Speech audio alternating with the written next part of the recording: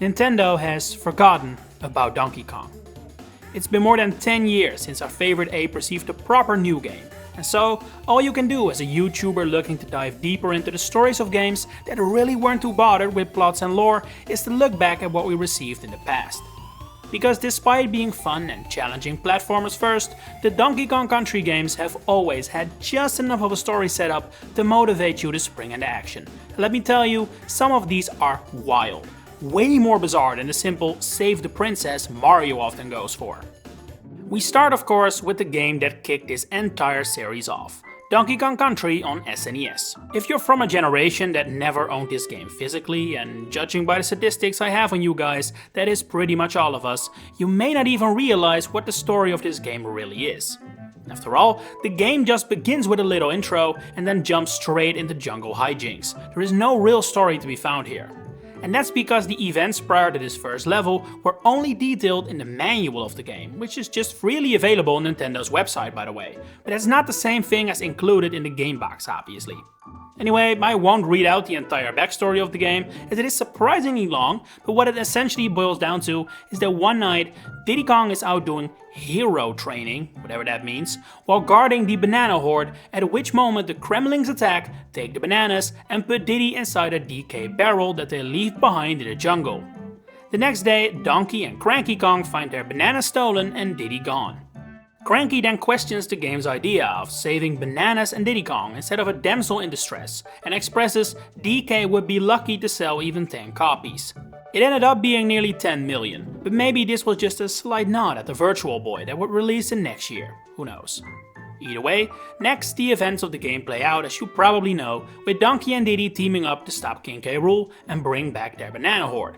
One interesting detail about this whole story is that it actually took literal decades until it was finally uncovered why the Kremlin King even wants his hands on DK's bananas anyway. It's never explained in-game or in the manual, but you'd think there'd be some room reserved for the literal motivations of the main villain. But alas, it wasn't until Leigh Loveday, the original writer of the story at Rare, answered a fan's question by saying K. Rool plans to starve the Kongs to death that this mystery was solved. Honestly, solid plan, I've definitely heard worse. Like the plan in a second game, Diddy's Conquest. Yes, Diddy's Conquest, not Diddy Kong's Quest, as everyone always seems to think.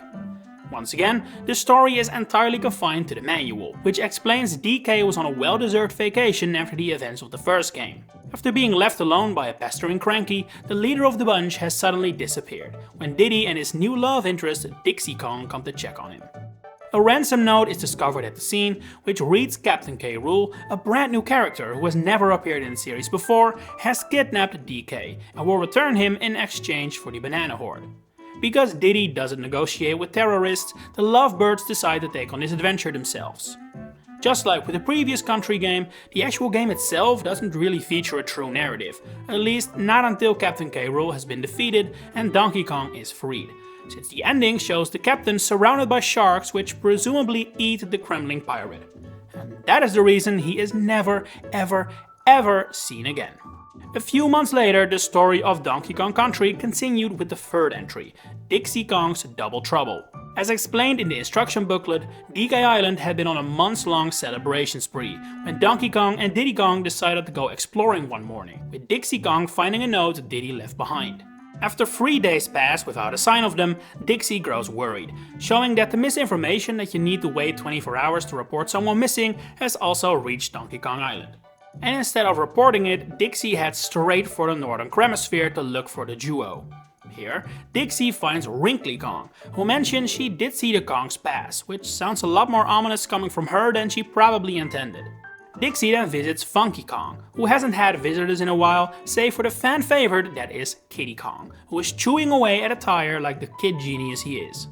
Despite this lackluster first impression, Dixie decides he can be a valuable asset to her adventure, and agrees to babysit him, and together, the duo explore the region looking for the lost Kongs. The most interesting figure they encounter on their journey is probably a mysterious robot known as Chaos, who appears to be the new leader of the Kremlin crew following the untimely demise of Captain K. Rool. However, plot twist, it is revealed after the defeat of the robot leader that it was actually a puppet, controlled by Baron K. Rulenstein, another new character who has never appeared in the series before. Not only had he managed to capture Donkey and Diddy Kong, he also had planned for world domination. How? No one knows, but he had planned it, dammit. After defeating him and saving the imprisoned Kongs, the Baron later reappears in the bonus world of the game, Krematoa. Here, he has made a lair inside the volcano Nautilus, where Dixie and Kitty find and battle him a second time. This time around, he attempts to flee in a helicopter, which later crashes into the volcano, making the Baron go the way of the captain, never to be seen again. And while that is technically the end of the original Donkey Kong Country trilogy, it doesn't feel right to leave out the Donkey Kong Land series on handhelds, since these games are essentially identical, just with a different name and, relevant for this video, slightly different stories. And honestly, they only get more ridiculous. Take the first Donkey Kong Land on Game Boy. I've heard many people describe this game as a port, and while I would definitely understand why you'd think it is, it's more of a retelling with new levels, bosses and storylines, while still clearly following the core formula of the original game on SNES. The game is set right in between of the original Donkey Kong Country and Diddy's Conquest, and starts off, as explained in the manual, with Cranky expressing that the original game did better than he expected, but only because of the fancy graphics and because kids will buy anything nowadays, which definitely was not a reference to the Virtual Boy that released later that year. And so, to prove DK and Diddy could never have an adventure as successful and fun on an 8-bit system like the Game Boy, he arranges for King K. Rool to take their banana horde once more. Yes, this is actually the story of the game. No more, no less. The treasured banana horde, worth so much that they wouldn't trade it in to save Donkey Kong, is now given away by Cranky to win a little argument. I wouldn't expect anything less from the guy that kidnapped Pauline, if I'm being honest. Maybe Rare realized they had gone a little too far in tweaking the story in the transition from country to land, because when bringing the sequel to handhelds, they essentially kept the entire plot the exact same. That would not be the case for the third entry, Donkey Kong Land 3, which honestly received a slightly better plot if you ask me. This time around, Donkey and Diddy Kong, as well as Baron K. Roolenstein, all enter into a contest for explorers to find the aforementioned lost world of Krematoa. However, instead of taking Dixie along like she would have deserved, Donkey and Diddy decide this will be a trip for manly men only, and leave Dixie behind to babysit Kitty, which should be grounds for a breakup if you ask me, but Dixie is more forgiving than me apparently. To prove herself, Dixie decides to enter as well, with Kitty Kong following along without really realizing what's going on half of the time. Following these events, Donkey and Diddy don't appear in the game at all, seemingly indicating they overestimated their own talents and are nowhere near the Lost World, which Dixie and Kitty actually do manage to find, as does Baron K. Roolenstein, who ends up being defeated by the duo for the crime of... participating. Yeah, K. Rool doesn't really do anything bad in the game really, he's just competition for Dixie in the same way Donkey and Diddy are. That said, he also doesn't meet a bloody fate this time around and instead just concedes defeat and is the canonical reason why you can play the time attack mode after finishing the game. Following this adventure, the Donkey Kong Country series would go MIA for nearly 15 years. There were the Donkey Konga games, the DK Jungle Climber duology, and the only racing game I've ever played that flat out didn't work, Donkey Kong Barrel Blast, but it wasn't until 2010 that Donkey Kong Country Returns brought the series back. While this game too would receive ports, being a 3D and an HD variant, neither would change up the story, meaning all we have to cover here is the story of the base game, which takes things in a completely different direction compared to the original trilogy. One day on Donkey Kong Island, the local volcano erupts, with a tower emerging from the crater and the boulders turning out to be members of the Tiki Tak tribe, the first ever villains we have faced in the series that aren't gremlins. They hypnotize the local wildlife into collecting bananas for them, so when the Kongs go to check on their banana horde, they find it raided. Okay, so maybe the direction wasn't that different? A little later, one member of the tribe invites itself into the Kong residence, after which this very strange scene plays out where it tries to hypnotize DK as well, but it just doesn't seem to work. Not only is it never explained why it doesn't work, it's also a shockingly long scene. I mean, this takes like 30 seconds, that's about a fifth of the entire intro cutscene. Anyway, as the story progresses, we discover that we don't need to have to wait literal decades again to find out why these villains are after the bananas.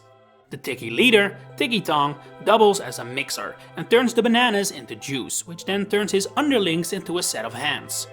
What is never really explained though is what his actual plan here was. Presumably he wanted to control Donkey Kong Island, but how exactly the hands would have helped with that is uncertain. And we will never find out either, because the Kongs managed to best him. What happens next actually depends on how you beat Tiki Tong. If both Kongs defeat the boss together, they fly up into outer space and punch the moon down to Earth, right into the Tiki Tong Tower. Not the greatest plan DK has ever had, not gonna lie, but if it works, it works. If Diddy Kong is the only Kong remaining when Tiki Tong is defeated, only he is sent flying into space and accidentally causes the moon to crash down. I guess if that is all that it takes, it was gonna happen eventually. Anyway, this then obviously means the end of the Tiki Tac tribe, as the hypnosis is broken and the bananas rain down from the sky. The end. Until Donkey Kong's birthday. How old he is now, we don't know, and the banana themed cake doesn't spoil it either. Not that DK is able to enjoy the special occasion, because while he is partying, ship after ship of the snow mats appear on the horizon. These cold-loving figures are led by Lord Frederick, a huge Waldo, a walrus-like enemy, who uses a giant horn to summon an ice dragon. Yeah, the stakes have definitely been raised from the days when Cranky arranged for the bananas to be stolen by King K. Rool. The ice dragon swoops over the island, its heavy winds causing the Kongs to be blown away and turns the entire island into a winter wonderland. After another long journey, the Kong family returns to their home and makes their way up to the frozen volcano, which Frederick has made his throne room. After a pretty challenging battle, we find an end sequence that is definitely less out there than its predecessors, with Lord Frederick flying away after a heavy blow and crashing into his own armada out at sea. Meanwhile, DK uses his horn, which apparently has a temperature setting and can also be set to a very nice warm breeze of flowers that return the island to normal and carry the Kongs down to ground level. And with that, the final adventure Donkey Kong has been on, at the moment of writing at least, has come to an end. What stands out is that compared to contemporary 2D platformers like Mario and Yoshi, the stories of the Donkey Kong games are much more diverse. Multiple villains, all kinds of different reasons as to why the adventures are kickstarted in the first place. That is definitely a big difference compared to how Mario usually chases after a kidnapped Peach, and Yoshi too often finds himself having to retrieve something or someone Baby Bowser has stolen. Stolen bananas, missing Kongs, contests for explorers and a frozen island, that is the kind of stuff the Kongs have to deal with. Let's hope it doesn't take too long until we can add some new stories to the list. What are your thoughts on the stories in Donkey Kong games? And do you have any ideas on what should happen in any future titles? Share it in the comments below. If you enjoyed this video, please consider giving it a like and subscribe to the channel to stay updated on all my future Donkey Kong, but also Mario content coming up. For now, thanks for watching and enjoy the rest of your day.